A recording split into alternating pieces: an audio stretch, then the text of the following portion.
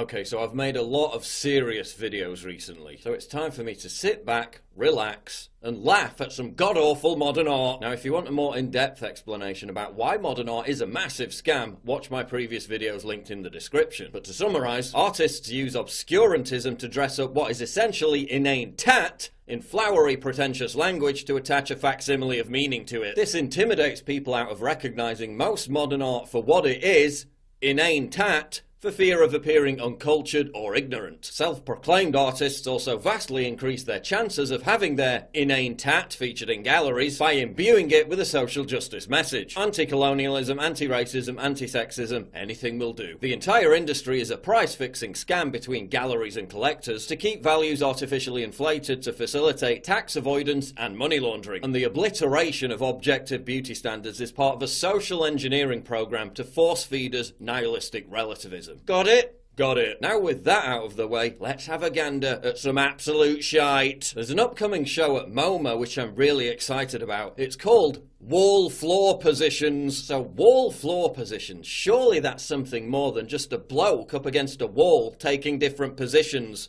right? Wrong. Bruce Nauman has spent half a century inventing forms to convey both the moral hazards and the thrill of being alive. Employing a tremendous range of materials and working methods, he reveals how mutable experiences of time, space, movement and language provide an unstable foundation for understanding our place in the world.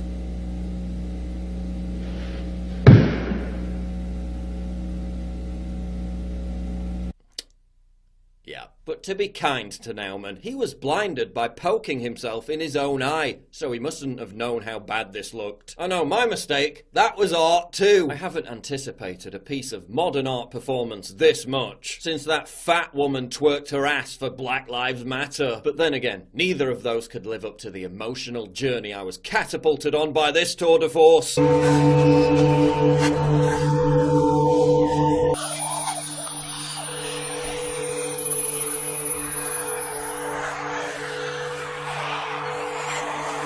Smearing yourself with fake blood and having a vertical epileptic fit also appears to be enough to pass for art.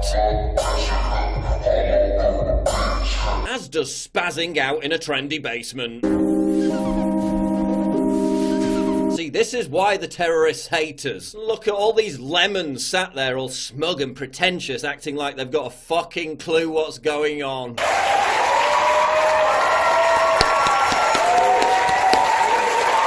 Listen to how The Guardian describes this one. Born at Newman is well worth $43.8 million. Great art is essentially priceless. The highest price paid by the most well-heeled collector is only a fraction of its true value, and Newman is a great artist. Quite the build-up, eh? Must be a jaw-dropper, right? Oh! Yeah. A single white line divides a flat expanse of blue. It seems to rip open the universe, a crack in space and time, like mappings of energy pulses or avant-garde musical notation. Sure, Jan. The only thing being ripped apart here is the idiot's bank account who shelled out $43 million on something that looks like a table tennis table with its net removed. But wait, you haven't seen what The Guardian describes as Newman's masterpiece. Wait for it. Yeah.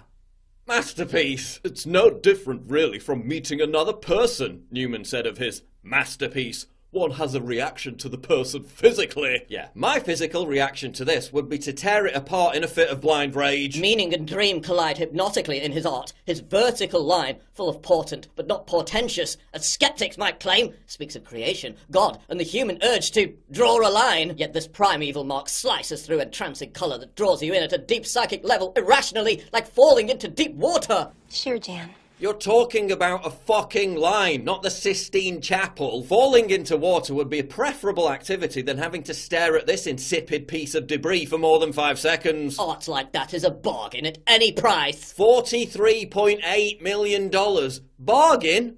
No! Here's one I personally took inside Tate Britain. Yeah, keep looking, dear. You still won't find any meaning. Toilet brush cleaners attached to beheaded IKEA light stands. Stunning and brave. And what about this? Polystyrene and packaging airbags. Now, I know that plastic in the world's oceans is a huge problem, but surely it's worth a couple more dolphins dying to save humanity from ever having to encounter this collage of trash ever again. A giant whale in Utrecht, Netherlands, made of plastic trash. Yeah, get back in in the sea. Talking of trash, I've covered stories before where cleaners in modern art galleries mistake exhibits for junk and accidentally throw them away. Well, get this. At a gallery in Holland, an art installation of umbrellas and assorted shit that looks like it came from a building site was completely cleared and dumped in a local landfill.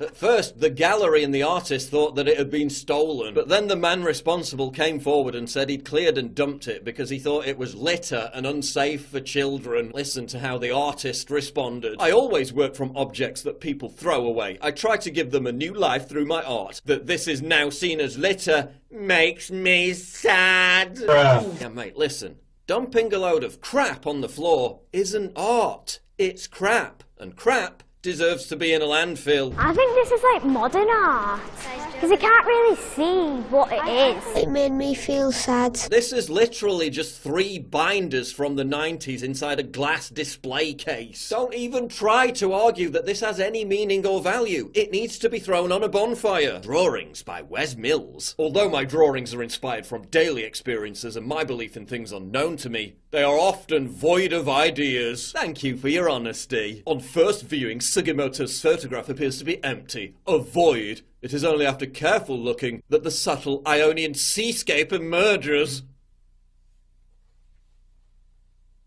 Don't worry, YouTube hasn't crashed. I'm genuinely displaying right now what they claim isn't an empty void. Yeah, seems quite empty and voidy to me. How many times have you been to a modern art exhibit and said or had somebody say to you, "What's so great about that? I could do that."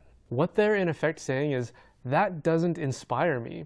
Show me something that I couldn't do. If you walked into a place like the Sistine Chapel and looked up at Michelangelo's masterpiece, you would never hear somebody say something like, "Meh, I could do that." Instead, we stare up at it until our necks hurt, wondering how another human being, a creature with the same starting point as you and I, could produce something so incredible. Michelle Obama's portrait was revealed. Looks like the winner was selected from entries on DeviantArt. Truly stunning, the woman transforming stretch marks and period stains into art. Yeah, that's a lot of things, but none of them are stunning or art. Gross, retch-inducing, and get that away from my fucking face. Yes. Stunning? No. Art?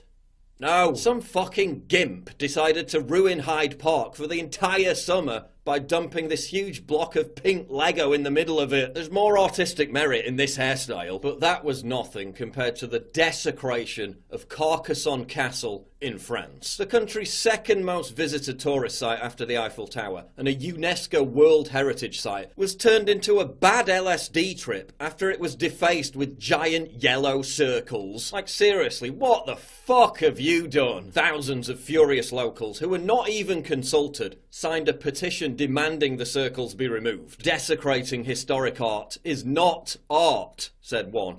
It completely ruins this beautiful city, added another. But the artist, Felice Verini, dismissed their concerns by saying they were, quote, deeply attached to their heritage. Like that's a bad thing. And did you think I'd forgotten to include the latest horror shows brought to us by modern architecture? You know me better than that. Look at this proposed abortion of a building in London, plonked on top of another decent-looking building, like the architectural version of the Demon Incubus. Look at this atrocity opposite Aldgate Station. Yet again, a monster of modernity, with barbed fangs looking like it's about to sink its teeth into the nice traditionalist building it looms over. But what's worse, being eaten to death or being fucked to death by a giant glass dildo. That fate awaits London's skyline with a 1,000-foot high tulip tower, another gigantic monument to ego, designed by Foster and Partners, the same firm currently smothering the stark beauty of Battersea Power Station to death by suffocating it with jagged carbuncles like this eyesore. But seriously, what is it with dumping giant sex toys in the middle of major cities? Stop! A recent poll found that 87% of the British public preferred historical architecture over modernist or brutalist designs. Oh, but don't dare criticise it, because that's hateful!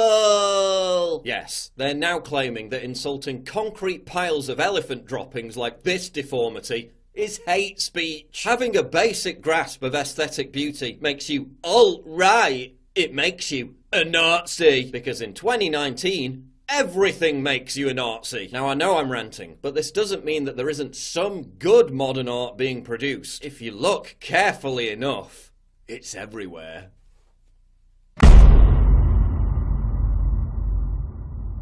Please click the big red button to subscribe. It really helps me when you do that. And click the bell to allow notifications so you never miss a new video.